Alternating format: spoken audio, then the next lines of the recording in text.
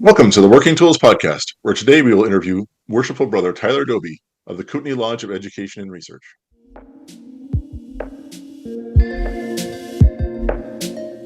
Ladies and gentlemen, brethren all, welcome to the Working Tools Podcast, a casual conversation around Freemasonry. First, it's important to note that our thoughts and opinions are our own and do not reflect those of our Grand Lodge or respective craft or concordant bodies. Please connect with us and ask questions via our website at theworkingtoolspodcast.com. Today on the Working Tools Podcast, we have all four of our hosts together, reunited, and they are Very Worshipful Brother David Colbeth, who is a member of King Solomon Lodge number 60 in Auburn, Washington. Very Worshipful Brother Steve Chung from Prince Charles number 153 in Kelowna, BC. Brother Craig Graham from Kalamalka Lodge number 160 up in Vernon, British Columbia. I'm Matt Appel from Mill Creek 243. We meet in Montlake Terrace, Washington. And we are honored to have with us this evening Worshipful Brother Tyler Dobie, who is currently the Worshipful Master of the Kootenay Lodge of Education and Research. Tyler, thanks for coming on the show. It's good to talk to you this evening. Thanks for having me. So, as we usually do on the show, our first question tends to be, so what brought you to Masonry? How did you end up becoming a Mason and ending up where you are now? Well, I live in a fairly small town. I used to own a computer store / copy shop, and so the secretary of the lodge would come in and do his printing for the notices and whatnot. So that gave me a chance to strike up conversation with him. Really neat guy. So he ended up being my first coach. Met some of the volunteers in the community.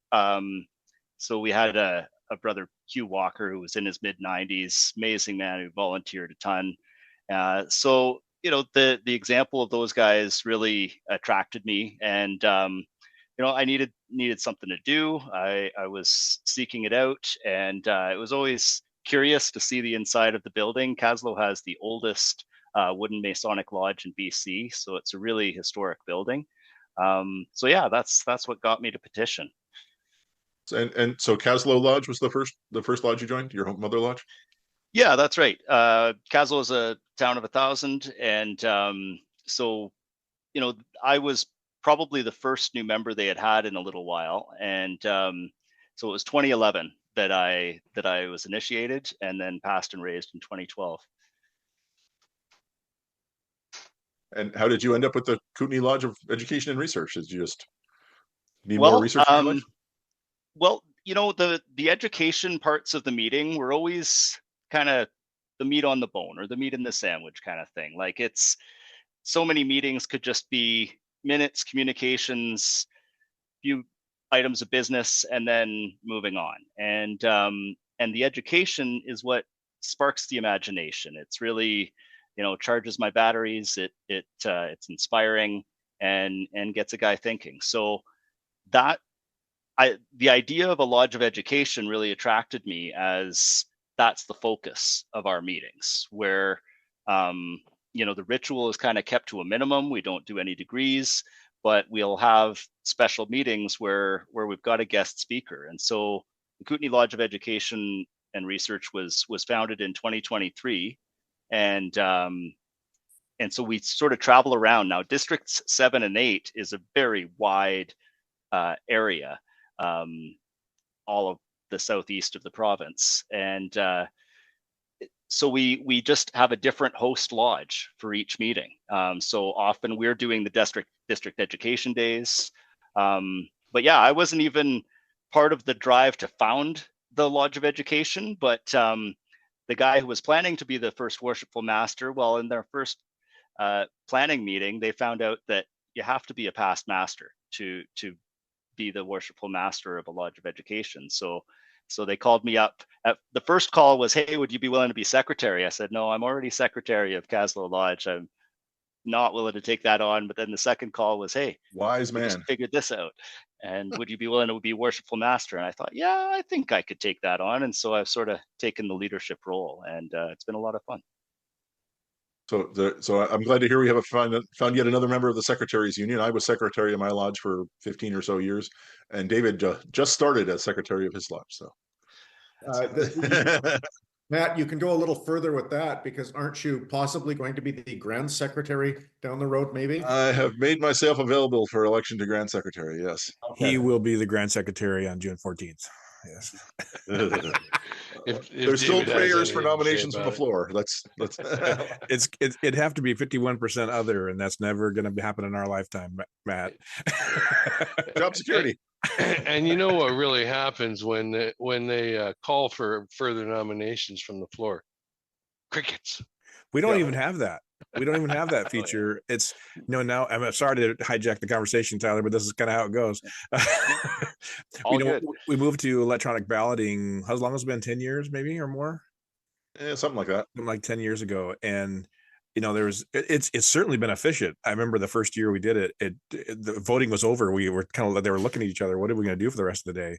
And so they filled in stuff, but we realized that, and to Matt's benefit, we realized that the idea of the other ever winning, and that there would be an open opportunity for someone to be nominated from the floor, probably will never exist again, unless the guy would really have to. Matt would have to go to jail or something, because to get 51%,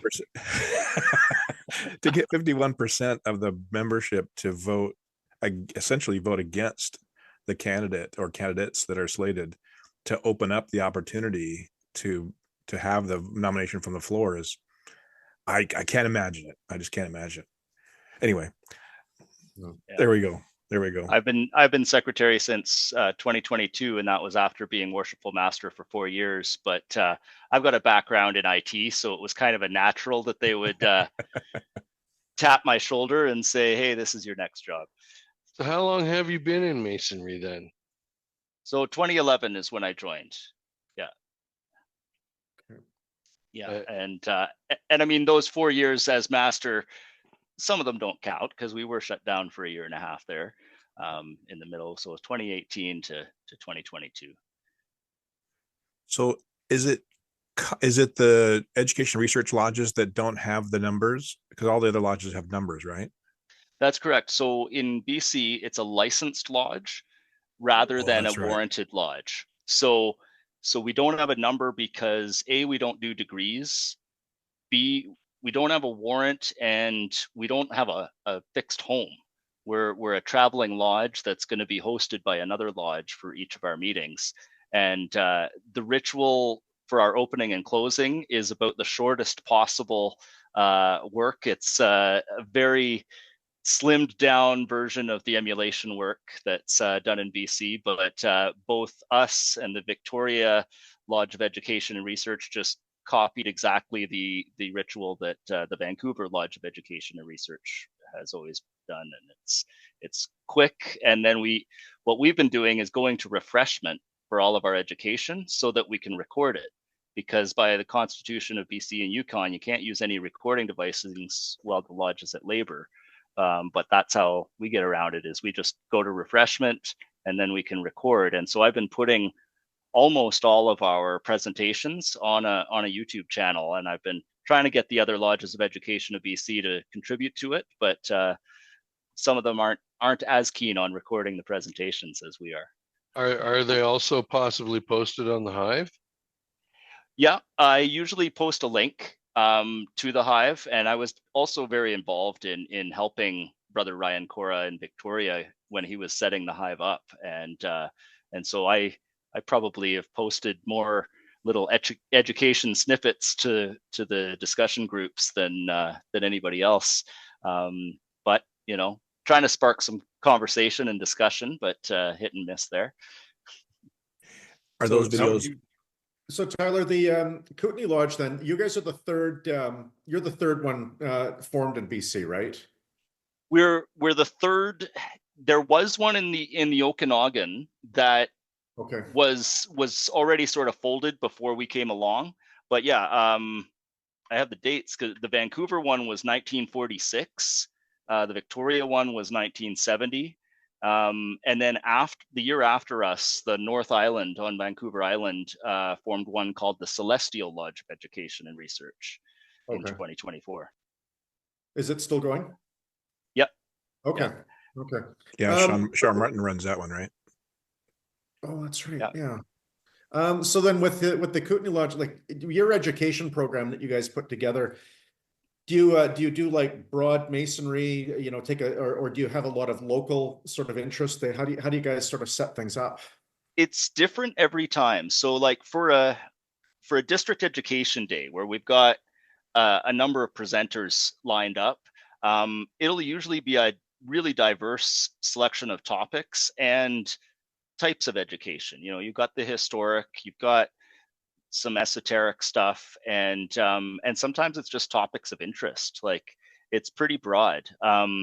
Our next one is in May. That'll be hosted by Star of the West Lodge 29 in the Cusp.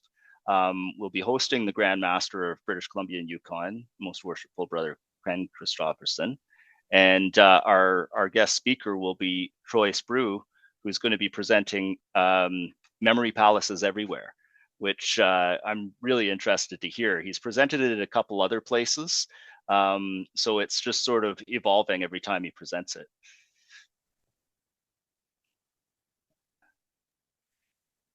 So did we? I apologize if I missed it.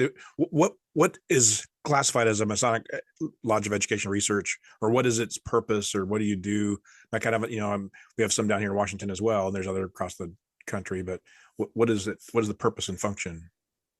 I mean, it's like it says. We present an education.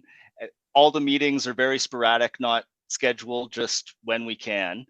So we only end up having a few a year. But the presentation of an education and a paper or talk by a speaker is the main focus. We certainly don't do any degrees, but the idea would be for the members to be writing papers or doing their own research. I find most of our members are more wanting to consume the education, like they're interested in taking it in, but it takes a lot of nudges to get people to write something. But we've got a few real keeners that have presented some really neat stuff. And so, are you only presenting at request, or are you setting up some kind of schedule with the other lodges in the area? And even though it's Kootenay Lodge, quote unquote, you don't really have a boundary, right? So you could go over to Vancouver or something. I mean, over to Victoria. Well, we're actually districts 7 and 8. So Okay. that's West Kootenay and East Kootenay is our territory. Okay. And so I'm in District 7. There's 7 or 8 lodges here, and then there's another 6 or 7 in the East Kootenays in District 8. And so it's varied. Sometimes I'm approaching the worshipful master of another lodge saying, hey, would you like to host an event? Sometimes they come to me and say, hey, I've got somebody who wants to present something. But yeah, sometimes we're having a guest speaker come from outside the area. And we've had a couple where they're appearing by Zoom, but it's definitely a lot more fun when the speaker is in person. Yeah, of course. So is it the kind of the focus of this Education Research Lodge to be the catalyst for education within the 2 districts? And I mean, or does the Grand Lodge kind of say, yeah, if you don't know what to do, talk to these guys, and or if you're they'll help you to build your education in your lodge, or is it we want educational lodge, let's talk to them, we don't have to do it? I mean, kind of what's the dynamic? Well, what you're referring to makes me think of the district education officer, which I am for District 7 as well. And in theory, that person should be guiding the lodge education officer in each lodge of his district. I try and reach out and sometimes don't hear back. I think a lot of directors respond to you. Come on. Communication is sometimes tricky. But yeah, I find a lot of directors of Masonic education just make their own program for their lodge and present it sort of, so each lodge being kind of autonomous. The Grand Lodge Education Committee has been creating a lot of great materials this year, and so they've got kind of a whole guide that is optional for people to use, but for the district education officers to act as a leader in their district. Whereas the Lodge of Education, it's more just about the special events. But we've got a a shared folder, so all of our members can access this archive that we've been collecting of just a massive digital archive and collection of books that are in the public domain, papers, et cetera, et cetera, et cetera. So yeah, it's getting to be quite the collection. And before the Hive came along, we kind of had our own private chat server, but the Hive has filled that space and more. It's much better having a province-wide chat server. I'm sure. I know that the Vancouver Lodge of Education Research sponsors the Grand Masonic Day, right? And so do you have something like that you've been working on that's going to be kind of the keystone event, if you will, for the Kootenay area? We sure do. This year in July is going to be the first annual Kootenay Masonic Education Retreat. And so it's going to be more than just a one-day event. It's going to be a weekend event. It's taking place in Fernie, July 17th to 19th. And the host is the immediate past master for Elk River Lodge number 35 there. And he owns this beautiful venue called the Alpine Lodge. And it's right at the base of their ski hill there, gorgeous venue.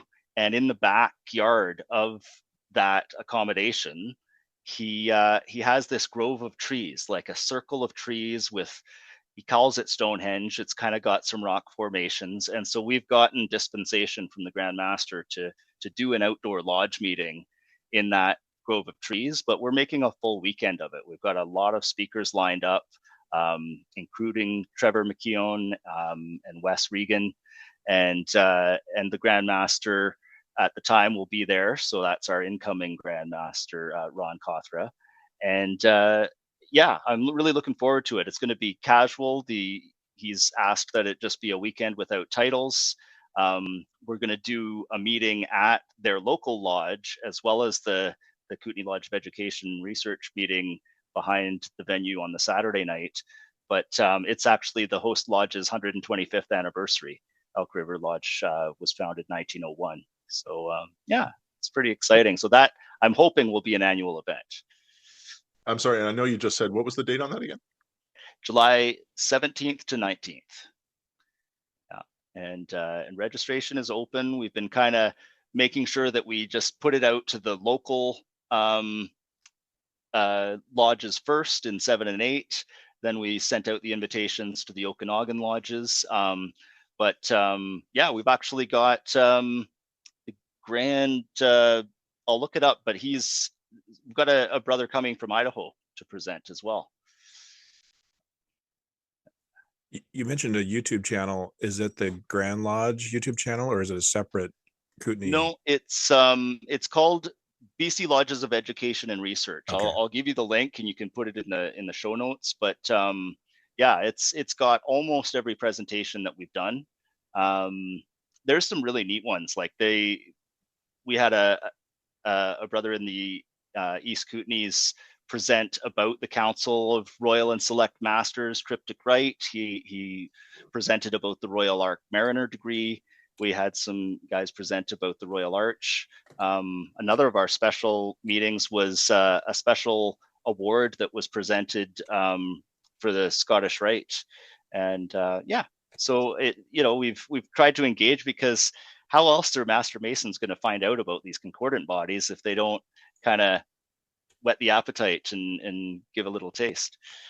Yeah, for sure. That's awesome. Did you have to get special dispensation from the Grand Lodge to do that, to create the channel? Was it already there that you supplement it? I created it, and I reached out to them to make sure it was okay, and honestly didn't hear much back. But as long as we're not talking about anything forbidden, it's most of the education, we could have non-Masons in it. Yeah. It's we put the lodge at ease or at refreshment rather, and yeah, we can. It's pretty rare that we're talking about something that's specifically one of the secrets of the craft. Nice.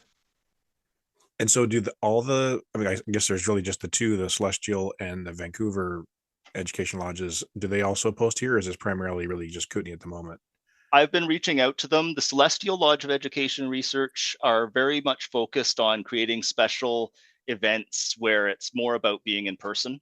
Yeah. So when I reached out, they're a little resistant to recording it. Fair enough. The Grand Masonic Day, I find they don't record and want to share or publish after the fact. So again, it's more about being there. But we're so spread out. It's such a large geographic area that all of these talks, it's a long trip just to get there. So to be able to listen to it as a podcast kind of thing makes it more accessible, so more people can enjoy it. And then I just post it on the Hive, and people from all over the province can tune in. Nice. Yeah, Sean asked me to come up to Celestial and talk, and I was honored to be considered. But it's a you got to bring a lunch and a dinner and a breakfast. Multi-day trip. Once you're crossing a ferry, that adds. And around here, just the windy mountain roads, it's a long trip to get up here. Yeah, I should mention there is another one in Victoria. So there's 4 lodges of education and research in BC. The Victoria Lodge of Education and Research was formed in 1970. Awesome. And so does the Grand Lodge help to facilitate those 3-4 lodges, education research lodges together? Or again, is it like under I guess under the Grand Lodge of Washington, we have, and Matt, correct me if I'm wrong, we have the Research Education Committee, but then they don't oversee the education research lodges, and so they run autonomously. Run is a generous term. they maintain their charter, but I think we've talked about it before on the show. We haven't seen a whole lot of them out of those necessarily in the last few years. But honestly, we haven't done a whole lot out of the Research Education Committee either. Although it's coming, I'll tell you, the Speakers Bureau it's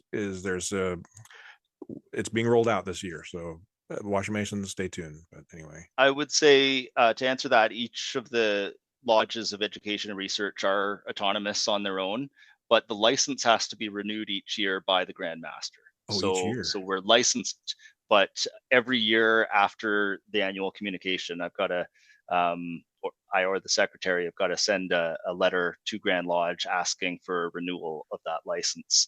Don't get David started. I wasn't going to say anything, but now I'm going to say it on the show. Steve, you need to send me that ritual or send me that code so I can make a resolution. It was funny at the training this last week, and they were ribbing me because I didn't have a resolution this year. And they were like, whoa, we don't have, it won't be annual communication without Colbeth up there talking about his resolution. I had 4, I think, last year and the year before, but anyway, I won't even, speaking of that, I won't even be at annual communication. So I mean, until Saturday morning. So you'll have to miss me, I guess. Whatever. I was going to say, David, you need a new hobby.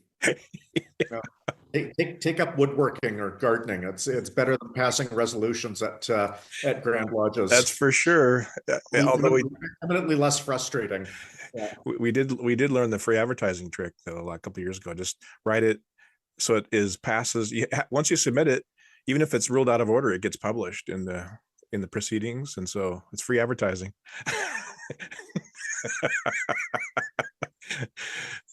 I sponsored a couple of resolutions. That was a little, milestone in my Masonic career of like speaking in front of the annual communication and in support of, and one of them passed, one of them didn't. So that felt good. Good for you. Good for you. Do you remember what it was about? The one that passed, or it didn't? Both of them.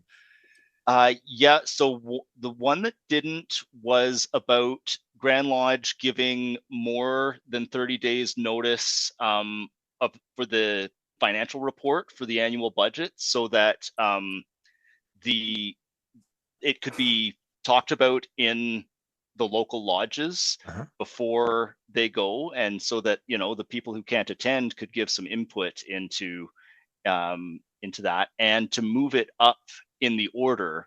So I think that was the one that passed, was to have it earlier in the order of business, so that, because my point was, well, what if this gets voted down and it's the last thing? Then you don't have a budget that's approved for the whole year. You can't kind of have this motion without and assume it's going to pass. So at least that gives a day to come up with a revised budget. But it was an interesting conversation actually at that annual communication, because they had asked to pin the per capita dues to inflation, and somebody stood up and said, "Brethren, if we pass this, we've lost our vote about what our per capita is from now on." So that got shot down pretty quick. Yeah. It's fun. You don't have a carryover feature, do you, in your resolutions? I don't know what that is. Oh, like to have the same resolution in the next year, or? Yeah, ours, if it doesn't pass a certain threshold, then it's carried over to the next year. And then ironically, the threshold is decreased somewhat, but still significant in most cases. Still have to have a pretty high threshold to get passed. But like, for example, for our constitutions to be changed, it's a 90% initial passing, and then it rolls over to the second year. If there's 51%? I think so. If it's a majority, I think the first time. It has to be a slim simple majority to be carried over. But if it is, then the next year it reduces to like 75% or something like that. I think it's 2/3. Okay, yeah. Maybe it's 75%. Yeah, this in is ours, something that an aspiring grand secretary should know. in ours, somebody would have to make the resolution again to have it come up in the business or in the agenda for the next annual communication. Yeah, for sure. Sometimes a discussion is had and that's the end of it. Other times somebody might want to keep bringing it up, and if you can get more support. Well, I'd love to ask you about some of your pieces, your presentations and papers and stuff like that. Do you have time to stick around for another episode? Yeah, awesome. Absolutely. Awesome. I was kind of trying to draw time there while Matt sneezed real quick. Oh, there he goes again. Sorry, guys. Sorry about that. Thanks everyone for listening. But go ahead, Matt. Thanks. Yep. No. Thank you for interrupting yourself. So yeah. Tyler, thank you for being on the podcast. And I will interrupt earlier next time and talk about the fact that we have, well, David alluded to it. We have lodges of education here, or lodges of research, excuse me, here in Washington. But we'll touch upon that briefly next time. And with that, on behalf of David and Stephen and Craig and myself, Tyler, thank you very much for being on the show. We appreciate it. Yeah, my pleasure. And thank you all for listening to the Working Tools podcast. Goodbye.